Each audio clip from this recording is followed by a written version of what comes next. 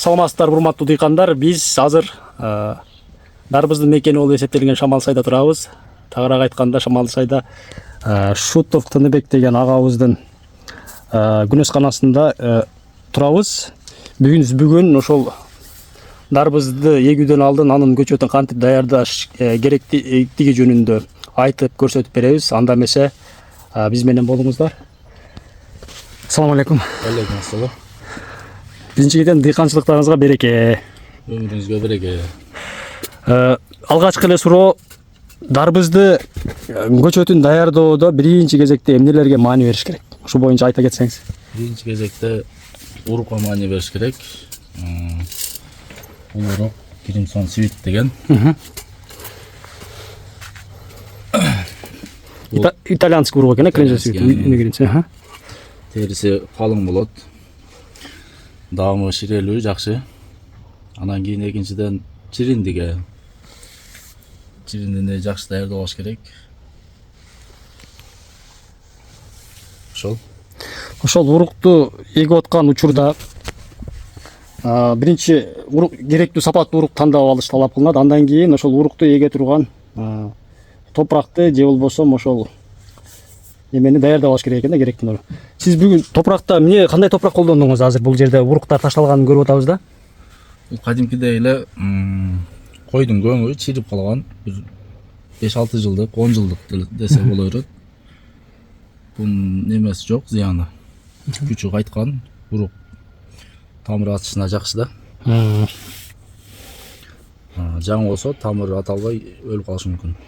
Бул урук азыр топуракты алдын ала, мисалы, топуракта кездеше турган вирустук, гейбоктук ооруларга каршы буга профилактикалык чара эме кылганса, дезинфекция кылгансыз. Дезинфекция кылганбыз. Азыр бүгүн февралдын 25-и сиз урукту мондой стаканчик күлөктөргө, 8 күлөккө сиз урукту эгип атыпсыз. Бул урук өнүп чыгышы үчүн күнөскананын ичиндеги температура кандай болуш керек? Түнкү температура кандай болуш керек? Күндүзгү температура кандай болуш керек? Түнкү температура 18-20 болот. Күндүзгүсү 25-30га чейин кармаса деле боло берет. Основной жылуураак кармаш керек да. Демек, эртерээк чыгыш үчүн күнөскананын ичинде жылуулукту мындай оптималдуу температурада кармаш керек. Рахмат. Ошондо бүгүн 20-сы болсо, канча күндөн кийин дарбыздын көчөттөрү талаага отургузганга даяр болот? 20 күндө даяр болот. Прогнозуңуз боюнча. 20 күндө даяр болуп калат. Демек, марттын 15-теринде буюрса ачык талаага бүгүн эгилип аткан дарбыз уруктун көчөттөрү даяр болот, толук. Мына достор, ушул стаканчиктерге ар бирине дарбыздын уруктары ташталган. Дагы бир маани берүүчү нерсе, уруктардын себүүдө эске алуучу нерсе, могул уруктардын чоң көлөмүнө жараша анын чукурлугу эсепке алынат да.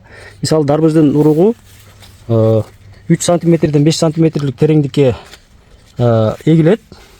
Ал эми помидор, болгарскийники болсо ошо 1-1,5 сантиметрге чейин, 0,5 сантиметрден 1,5 сантиметрге чейин ташталат да.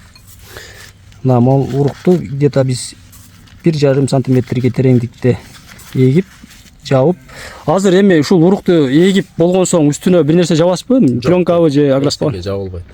Только жылуулук менен, жылуулукту катуураак. Эчтеге жабылбайт.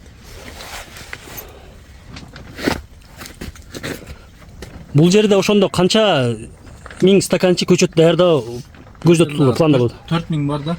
4000,